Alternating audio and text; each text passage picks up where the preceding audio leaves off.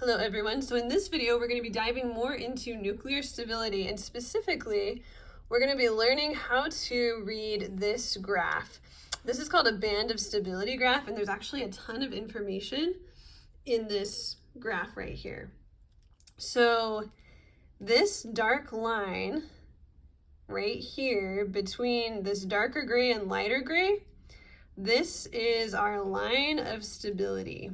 So any isotope that falls on this line is stable. Let's look at the axis labels of this graph really quickly. The x-axis is the number of protons and the y-axis is the number of neutrons. So if we look, for example, right here, this is an area that is stable. It's on our sort of band of stability here. So if an atom has 14 protons and 14 neutrons, it falls in that stable area and it will not be radioactive. If a nucleus falls in one of these gray areas, it's going to be radioactive, and this will actually help us predict what type of decay it's going to do. So these are different shades of gray, so it's a little bit hard to tell, but the darker shade of gray are elements that are going to undergo beta minus decay, and then this lighter shade of gray are elements that are going to undergo beta positive decay or positron emission. And then this even lighter shade up here, these are elements that are going to do alpha decay. So let's kind of go through and answer these questions. All of this is about predicting what type of decay things will do if they're radioactive, or predicting whether or not the isotopes are stable. So what can we say about small stable nuclei? So that things that have less than 20 protons. So here's our protons. Less than 20 is around here. You'll notice, before we answer this question, you'll notice there's a straight line right here. This line represents a 1-to-1 ratio of protons to neutrons.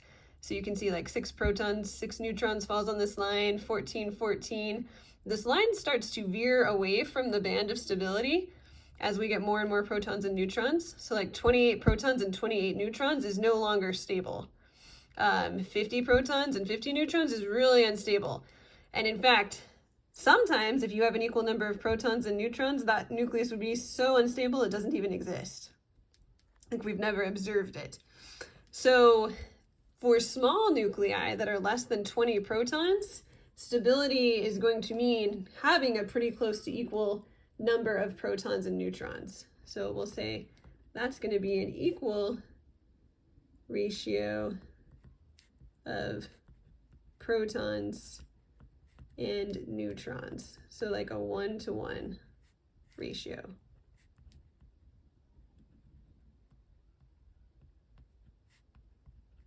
But when we get above 20 protons, we start to need more neutrons than protons in order for our nucleus to be stable. For example, right here, for our nucleus to be stable, we need 126 neutrons to 82 protons. So that's like 1.5 neutrons per proton when we get up here. So larger nuclei will need more neutrons than protons to be stable.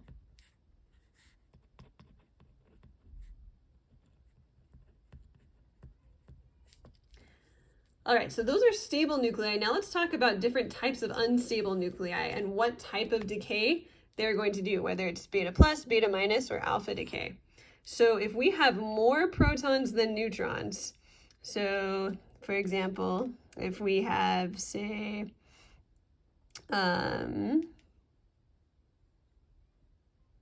50 protons and a smaller number of neutrons, we're going to end up with beta positive decay or positron emission, which should make sense. If we have too many positive protons, the nucleus is going to want to give off some of that positive charge. if we have more neutrons than protons. So for example, if we had 28 neutrons but only 14 protons, that would cause the nucleus to go through beta minus decay, which we sometimes just call beta decay. And then if we have just a really big nucleus up here, it might be so big that it's going to give off alpha particles. So that could be alpha decay. Okay, so let's do some examples of using this graph now. So we have some isotopes here. What we need to do is find these on our graph and figure out whether they are stable or unstable. And if they're unstable, what type of decay they're going to do.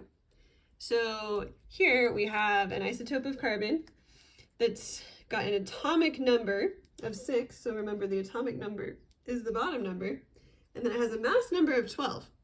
So the mass number is not the number of neutrons. Remember, the mass number is the protons plus the neutrons.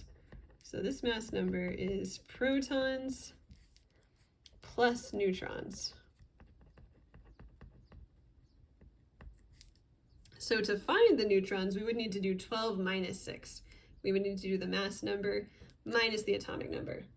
So since this has 6 protons and the mass number is 12, 12 minus 6 would give us 6 neutrons.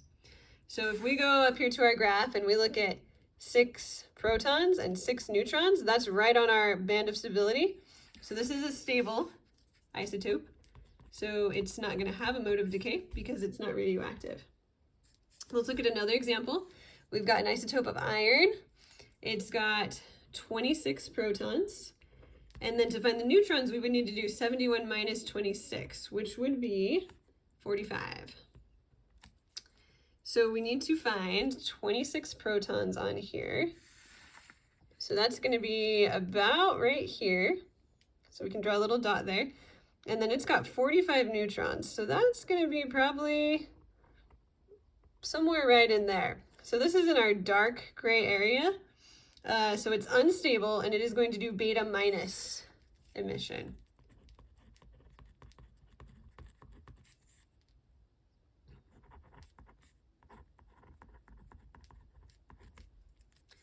All right, let's look at a couple of other examples. This is zinc 55.